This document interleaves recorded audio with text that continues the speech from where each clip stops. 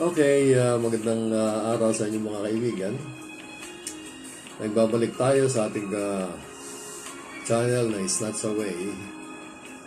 Ako ang inyong kaibigan, ating Code Eric Embreo. Kumusta na kayo lahat? Sana kayo ay nasa mabuti at malusog na kalagayan at ligtas sa anumang problema at kapahamakan sa buhay. Alam niyo naman mga kaibigan, ang buhay ngayon, no? Unpredictable, walang katiyakan. May kasiguruhan lamang ay kung ano nakasulat sa Biblia na ating pinapag-aralan. So, dahil nasusulat ay tiyak na magaganap, di ba? Diyan naman na napatunayan na natin sa ating mga pinag-aralan. At tayo magpapatuloy sa ating ginagawang pagtalakay sa nasusulat na prophecy, the prophecy. At yan ang ating ginagawa. At gusto nating maging handa sa pagbabalik ng Panginoong Jesucristo sa Himpapawid para sa church upang tayo ay kunin ng biglaan yung tinatawag na rapture. At ang ating pinapag-aralan ay ang Matthew chapter 24. Ito ay tungkol sa mga signs ng second coming ni Jesus Christ. Pag sinabing second coming, alam naman natin ito na ito ay sa pagbabalik ng Panginoon sa Kristo sa bayang Israel, sa kanyang bayan na bilang Hudyo. Ang kanyang bayan ay ang Israel, ang hinirang na lahi ng Diyos. Okay, so tayo ay magpapatuloy sa ating ginagawang pag-aaral sa 24 ng chapter ng Matthew. At tayo ngayon ay sa verse 9 and 10. Kasi tayo sa verse by verse ang ginagawa nating pag-aaral upang makita natin ang buong picture ng prophecy sa bahaging ito ng Biblia sa Matthew chapter 24 and 25 na isang section sa Gospel of Matthew. Kaya ang ating tatapusin bago tayo lumipat ng ibang aklat o book up from the Bible o anumang topic na ating ililid tayo ng Panginoon. Okay, so sana ay samahan niyo ako hanggang sa matapos tayo sa paksa na ito nating pag-aaralan. Okay, mainip at may matutunan sana kayo. Okay. Ang topic natin ngayon, ang title ay Tribulation, Israel, and Church. Yan ang ating tatalakayan. Ang Tribulation, Israel, and ang Church. Matthew 24 verse 9. Then they will deliver you to tribulations and will kill you, and you will be hated by all nations because of my name. At the time many will fall away and will betray one another. Speaking of tribulation, mayroon dalawang tribulation. Ang tribulation na nangyayari sa kasalukuyan, ang daigdig is under tribulation by Satan. Si Satanas ang may kagagawan lahat na sakit at kabighatian dito sa sanlibutan na ating kinalalagyan.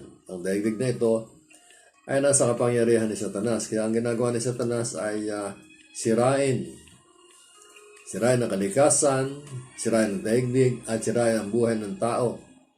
Ganyan ang galit niya sa daigdig. Ganyan ang galit niya sa tao, lalo-lalo na sa mga Jew. Na at gusto niya ubusin ang mga Hudyo. At the tribulation is the coming tribulation from God. Yung 7-year tribulation, after the rapture na darating. So may dalawang tribulation. Sa kasalukuyan, ang nangyayari ay ang kagagawa ng Diablo. Kaya may kasipayuan ang buhay sa mundo. Maraming problema at kahirapan.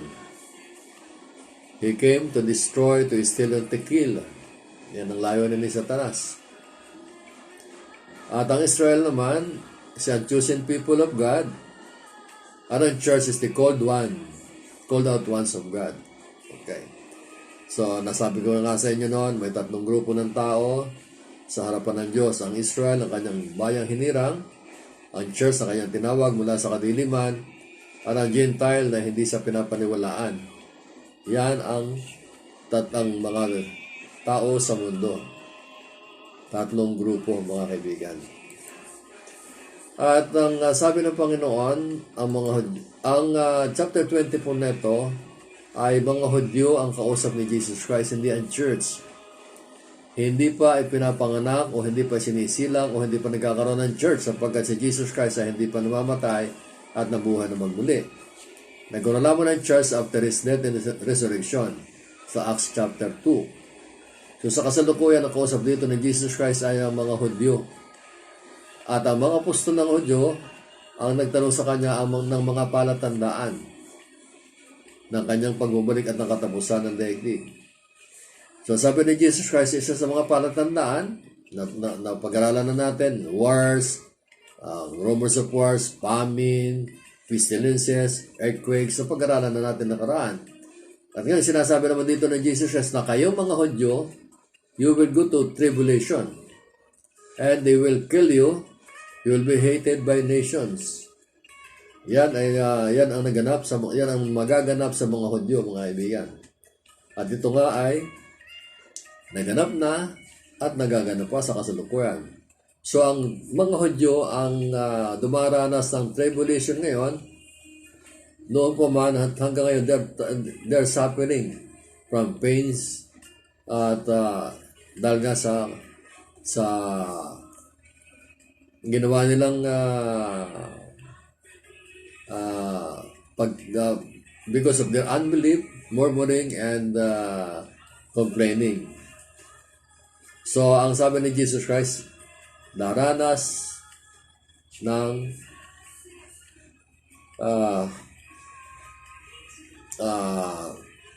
kalupitan ang mga Hudyo.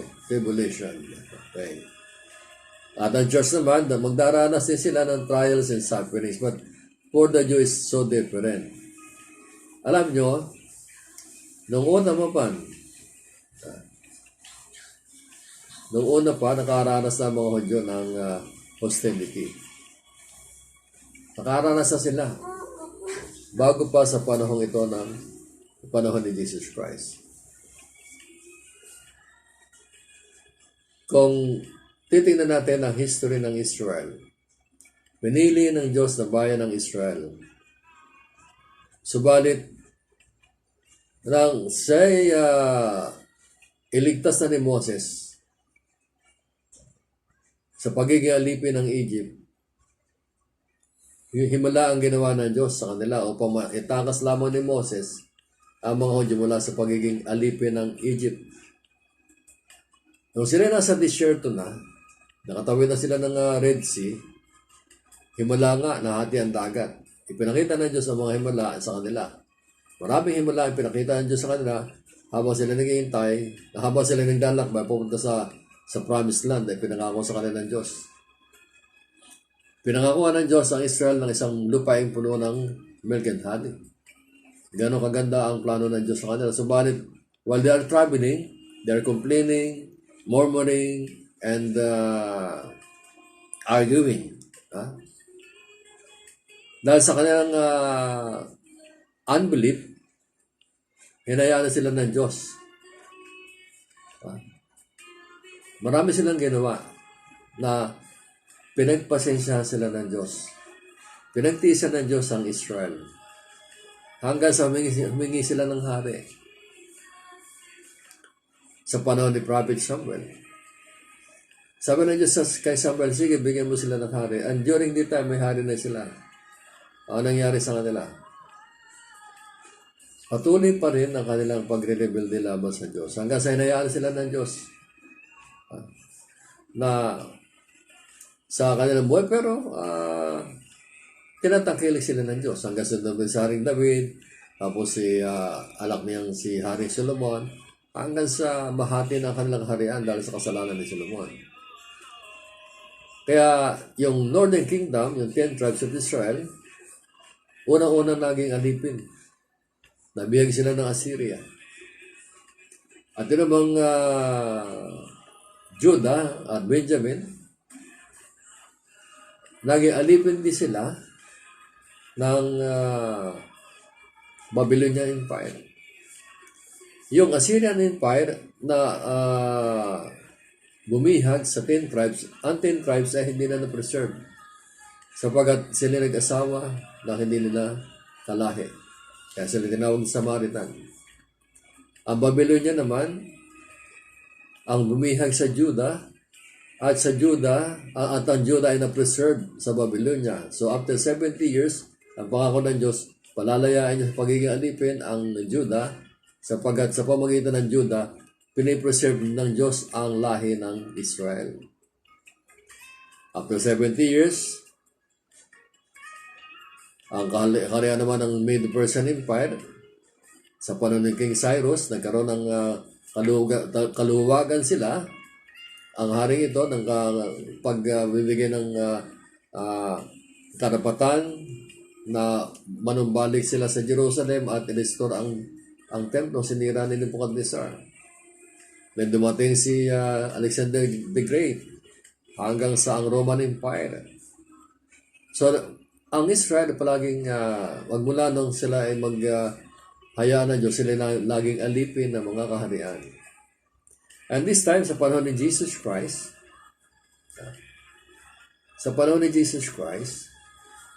kasi dumating na upang iligtas na ang Israel ayon sa pangako ng Diyos,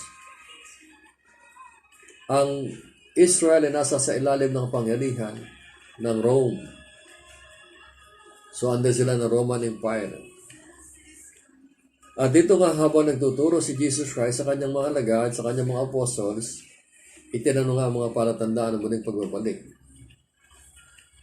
Inaasahan kasi na mga Hudyo na itatayo ni Jesus Christ ang kanyang kaharian, ang kaharian ng Diyos.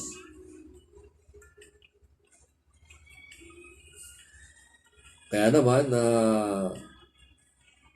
sinabi ni Jesus Christ sa kanila na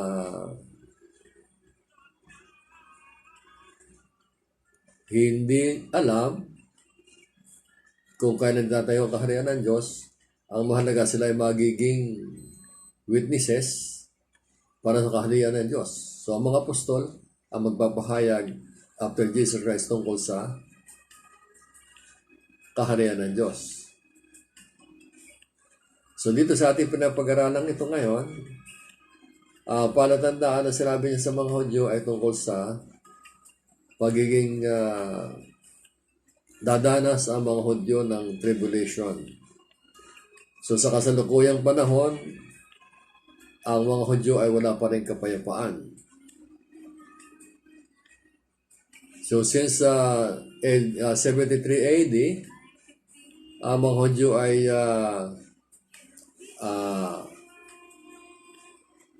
nangalat na sa buong daigdig. Yung diaspora nila, nangalat sila sa iba't ibang panig ng daigdig dahil sa revolusyon ginawa nila sa laban sa Roman government, hanggang sa sila ay matalo at ang templo nga ay nasunog sa panahon ni General Titus, at yung mga Hudyo natira sa Masada ay nagpakamatay na dahil sa ayaw nila mapatay sila ng Roman government, ng Roman soldiers. At magmula noong 73 AD, wala na natirang hindi isang Jew sa Jerusalem mismo. Kaya natupad na sinabi ni Jesus Christ na sila mga ngalat sa iba't ibang Mangangalat sila sa iba't ibang panig ng daigdig at sila magiging alipin, sila iusigin. They will be persecuted.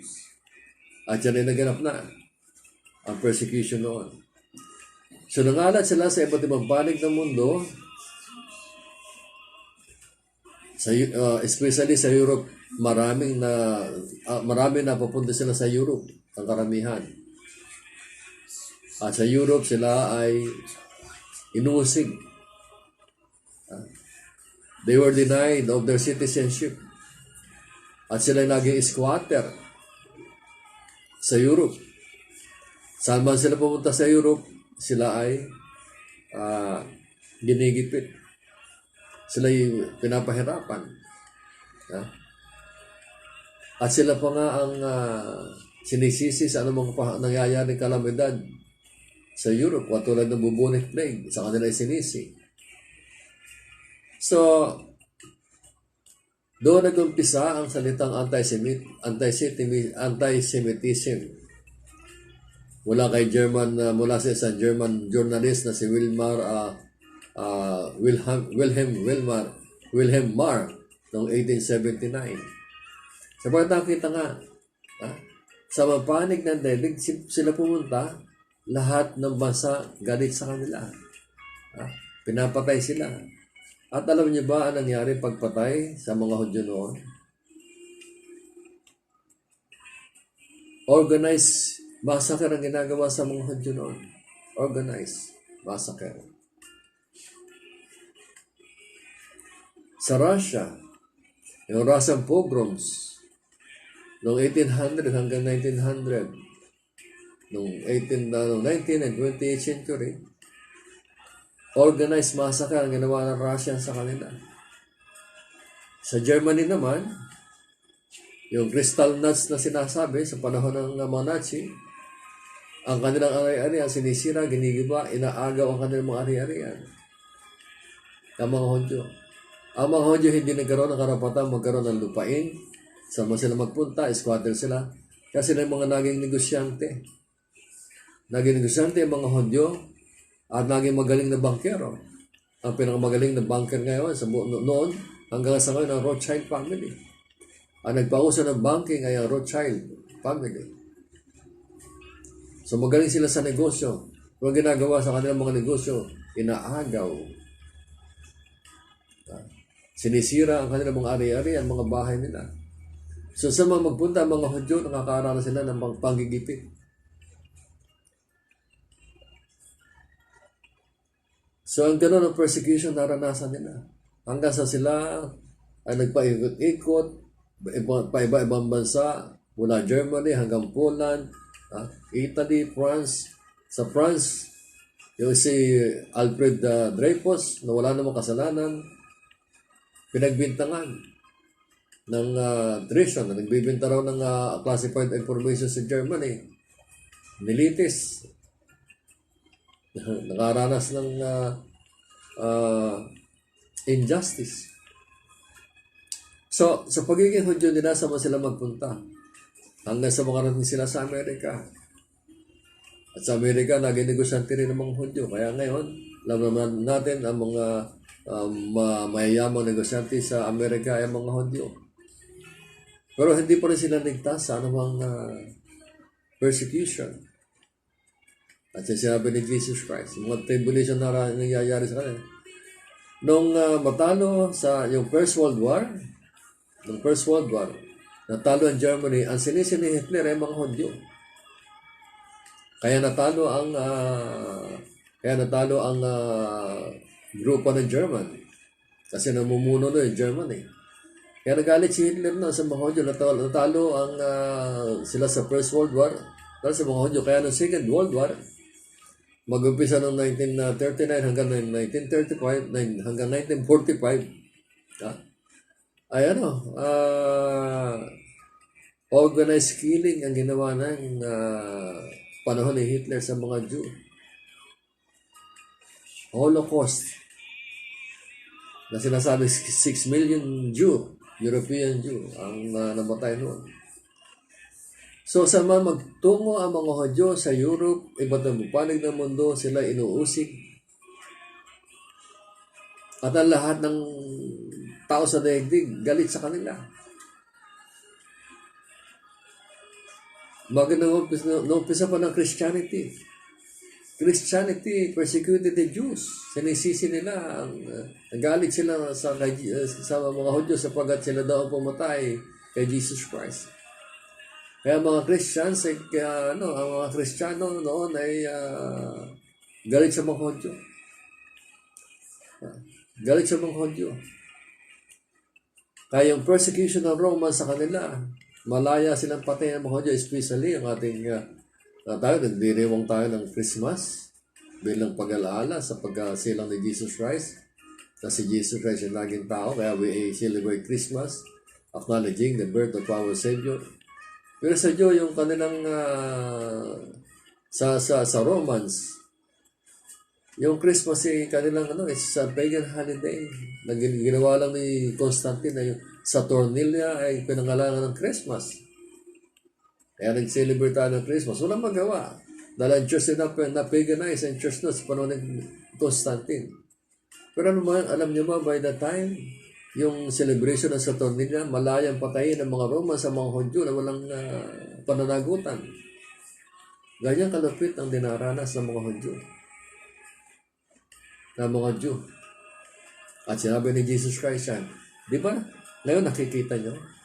Kung ano sinabi ni Jesus Christ yung nararanasan ng mga Hudyo ngayon. Tapos sa mga Kristiyano ngayon, sinasabi pa, there are a group of Christians today, yung replacement theology, na mga Hudyo daw itinakwil na ng Diyos. Wala nang Hudyo ngayon, at ngayon ay spiritual Jew, na ang church na ang Jew. Wala nang Israel ngayon. Yung mga false teaching na napapakinggan ng marami ngayon. Kaya ilang mga Christians, ilang mga Christian dapat pinapanalangin ng Jew, ang Israel. So, ganyan mga kaibigan ang nangyayari sa Israel hanggang. Pero dahil sa pangako nga ng Diyos sa Israel, at dahil sa plano ng Diyos sa Israel, ang Israel, bagaman sila ay inuusig, sama sila magpunta, nandiyan ang pag-usig, ang Jew naman, ang mga Israelita ay maayos sa pamumuhay. Sama sila pumunta, maayos sa kanilang pamumuhay. Hindi sila nagpapalimos. Umuulad na kanilang mga buhay. So, sa kabuuan mga kaibigan, ng persecution sa kanila hanggang ngayon. But since 73 AD hanggang 1948, ang Israel ay nagkalat sa iba't ibang panig ng Europe. Inuusig, pinapatay, walang sariling bayan. Ganyan sila, kahirap nararanasan nila. Hanggang sa mag-umpisa nga dahil kay Dreyfus, sa trial ni Dreyfus na sinaksihan naman ni Theodor Herzl, isang Austrian Jew journalist na magpunta siya sa France upang tingnan ang saksihan ng trial ni Dreyfus. Pagbaba niya sa aeroplano, sumisigaw ng mga Hudyo, patay na sumisigaw ang mga Pranses. Dipoli ng mga Hudyo at doon siya sumulat ng State of Israel at doon nag-umpisa ang Zionist movement. Hanggang sa noong 1948 nga, lagi isang bansa ang Israel at yan malaking himala. Na-preserve ng Diyos ang Israel sa kabila ng nararanasan na paglipol sa kanila, hindi nila naubos ang mga Hudyo. At ngayon ang mga Hudyo ay nagkaroon na ng bansa. May 14, 1948 na ideklara ni David Ben-Gurion ang State of Israel ayon sa kapangyarihan ng United Nations Resolution 181 noong November 29, 1947. Dahil naman yan sa Balfour Declaration na kinilala ng Great Britain na ang Israel ay isang nation na dapat magkaroon ng sariling bayan, sariling bansa. At doon nga nabuo ang partition ng Palestine. At mula noong 1948, ang Israel ay nagkaroon ng sariling bansa. At ngayon nakita natin ng Israel. Since 1948 hanggang sa kasalukuyan, dinidigma ang Israel. Gustong lipulin ng Israel.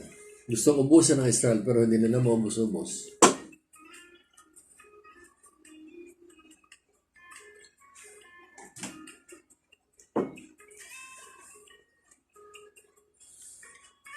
So mga kaibigan, ang Israel, ang katibayan na ang Bible ay totoo. Israel is a proof that the Bible is true and inerrant, walang mali. Dahil kung hindi naging bansa muli ang Israel, mali ang sinasabi ng Bible. Sa pag sinabi ng Biblia, noon mangangalat ang Israel, the prophecy of Isaiah, Ezekiel, and Jeremiah, ang yun sa kanilang mga prophecy, na Israel will be gathered once again. At ngayon, noong May 14, 1948, Israel became a nation again.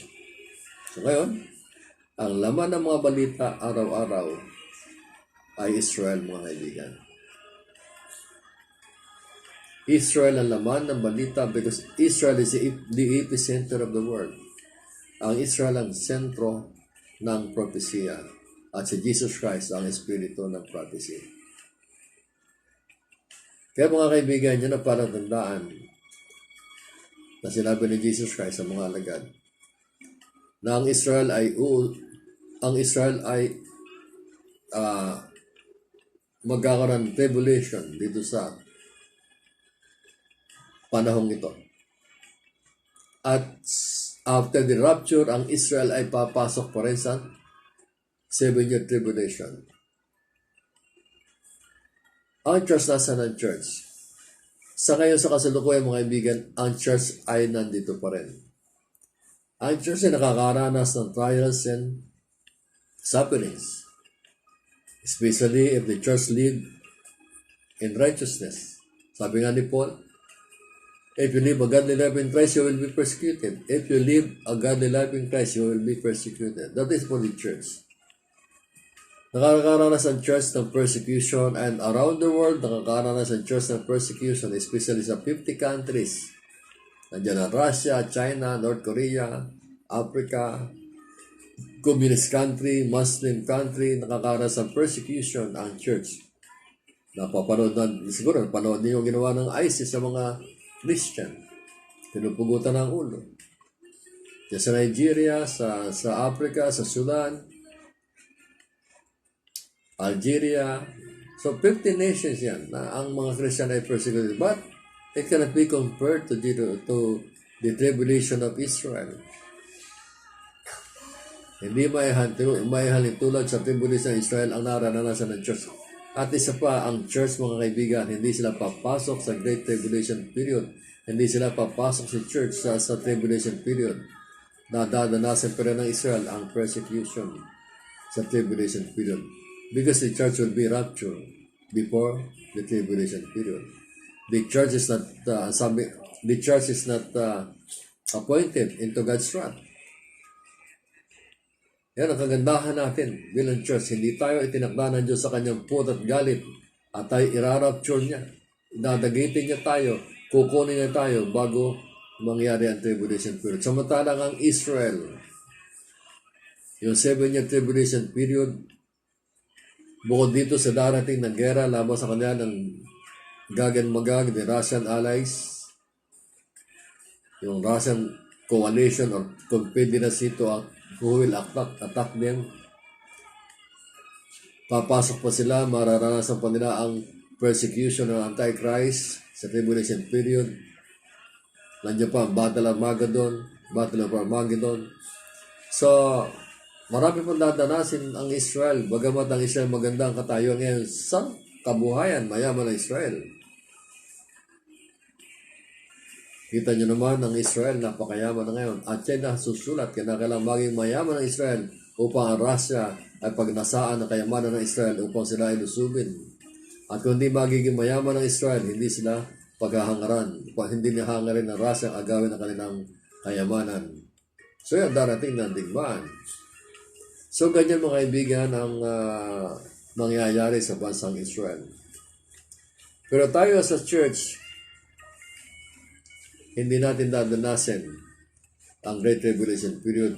Kumpara sa naranasan ng Israel noon, hanggang ngayon, tayong mga church, tayong believers sa Jesus Christ, nakakaranas din ng persecution.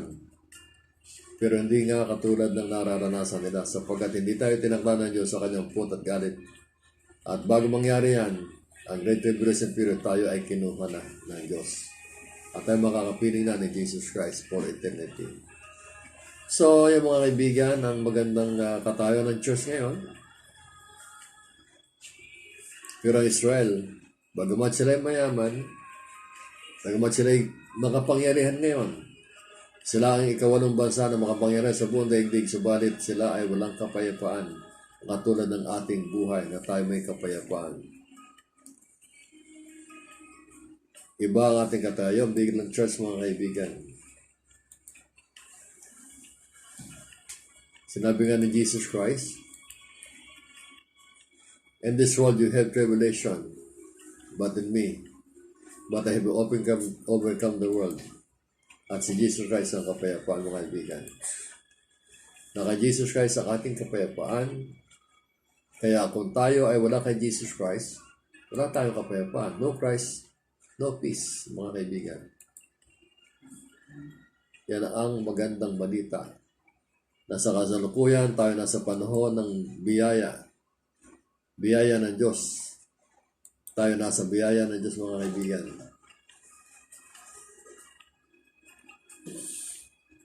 Yan ang kagandahan ng panahon ito. Sa panahon ng Church Age, nasa panahon tayo ng pagliligtas ng Diyos, mga kaibigan. Nasa panahon tayo ng pagliligtas ng Diyos. Nasa panahon ng pagliligtas. Hindi pa dumarating ang puot ng Diyos sa atin, mga kaibigan. Wala pa ang puot ng Diyos. At ang Diyos ay nagmamalasakit sa ating lahat. Patuloy na nagmamalasakit ng Diyos, mga kaibigan. Kaya hindi natin pwedeng isisi sa Diyos ang lahat na nangyayaring kasamaan sa daigdig na ito. Ang lahat na nangyayari yan ay kagagawa ni Satanas, mga kaibigan. Ang pagtangkilik ng Diyos ay nararanasan ng lahat. Kahit na sa panahon ito ng pandemic, yes, pinahintulutan ng Diyos sa mga pangyayaring ito. Pinahintulutan niya upang gisingin ang ating mga kamalayan na kanyang salita ay mangyayari at matutupad. Subalit hindi pa ito ang panahon ng kanyang put at galit upang parusahan ang mga tao. Ito ang panahon ng pagliligtas, mga kaibigan. Ito ang panahon ng biyaya. Ito ang panahon at araw ng ating kaligtasan, mga kaibigan.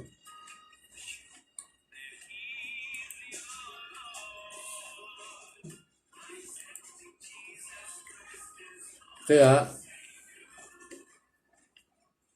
ang salita ng Diyos ay tiyak na mangyayari, magaganap ang prophecy katulad yan. Ang Israel, na nakita natin, ang Israel. Ang Israel, ang katibayan na ang Biblia ay totoo. Siguro naman, maniniwala kayo na ang Israel ay isang bansa. Nandiyan, nakita nyo, laman ng balita araw-araw. Na ang Israel ay hindi church, na sinasabing ang Israel ay tinakwilan ng Diyos. Hindi tinakwilan ng Diyos ang Israel. Bagaman bagaman ang Israel magsasuffer sa Great Tribulation period, yun ang panahon ng pagliligtas ng Diyos sa Israel. Ang 7-year tribulation period, mga kaibigan, is for the Israelites. That is the salvation of the Jew. So, ngayon, tayo ay nasa panahon ng biyaya. Kaya sana matanggap niyo ang biyaya ng kaligtasan. Sapagkat kung tatanggihan niyo ang alok ng kaligtasan ng Diyos sa pamamagitan ni Jesus Christ, ay Mabigat na ang dadanasin ninyo sa tribulation period kung may iwan ng rapture. Kapag naiwan kayo ng rapture, mga kaibigan, may kaligtasan pa rin. Meron pa rin kaligtasan. Kaya nga lang,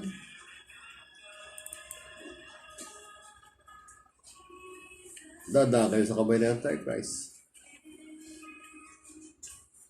Mapupugutan kayo ng ulo. Hindi pa nanakot yan.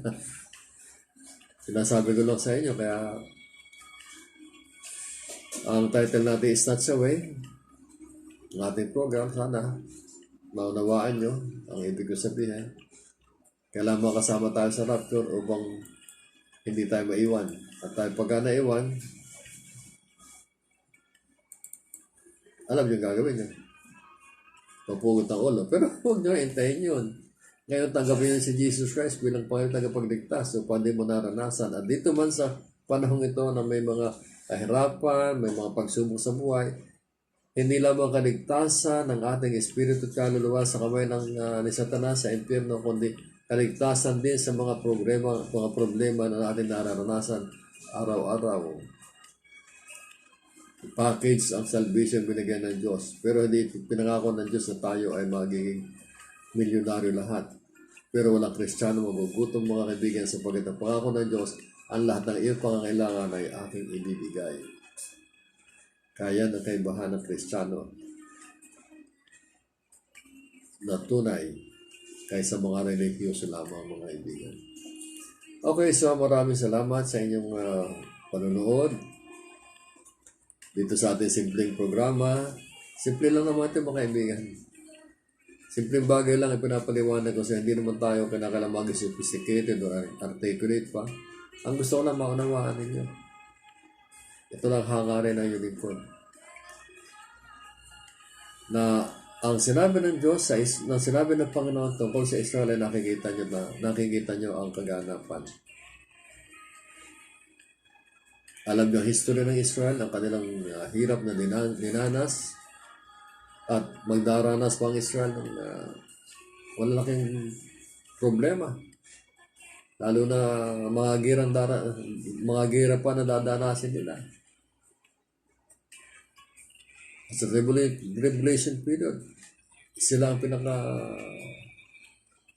pinakang dahilan ng tribulation period. Upang sila iligtas ng Panginoon, yung Great Tribulation period. So, dalangin ko na maunawaan ninyo ang aking gustong sabihin. At siguro hindi mahirap intindihin na ang Israel ay hindi itinatakbo ng Diyos. Na ang Israel ay dumaranas lamang ng pagdisiplina ng Diyos, pero ang kaligtasan ay nakalaan pa rin sa Israel sa pagbabalik ni Jesus Christ. At tayo naman mga hintil, kung tatanggapin natin si Jesus Christ bilang Panginoon tagapagligtas, tayo ay magiging kabilang sa Church ni Jesus Christ. At kung kabilang ka sa Church ni Jesus Christ, ligtas ka sa anumang kapahamakan. Hindi ibig sabihin ligtas ka sa karamdaman o kahirapan, pagsubok. Ang ibig sabihin, ililigtas tayo ng Panginoon sa lahat ng ating mga hilal sa buhay, sapagkat pangako niya yan.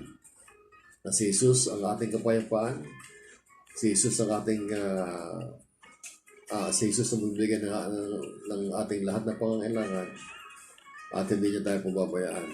At hindi rin niya tayo hahayaan at kukunin niya tayo. Agawin niya tayo sa daigdig na magulong ito bago dumating ang tribulation period. So talaga na yung sinasabi ko bago magtapos yung 8 p.m. Aminin mo na ikay mo kasalanan. Pagsisihan mo ito at tanggapin mo si Jesus Christ bilang tagapagligtas at Panginoon. At kapag tinanggap mo, ikaw ay ligtas na. At manalangin ka na ilagay ka ni Jesus Christ sa isang gawain niya kung saan ka matututo at magbasa ng Biblia at matututo at mag-disciple ka hanggang sa maglingkod ka rin sa Kanya habang naghihintay tayo ng Kanyang pag-rapture sa atin. Remember, rapture is for the church, mga kaibigan. Rapture is for the church. Ang rapture ay para sa church. Hindi sa pagbabalik ni Jesus Christ. Ang kanyang pagbabalik ay para sa Israel. Okay, maraming salamat. Ako ang inyong lingkod at kaibigan, Eli Gabreo.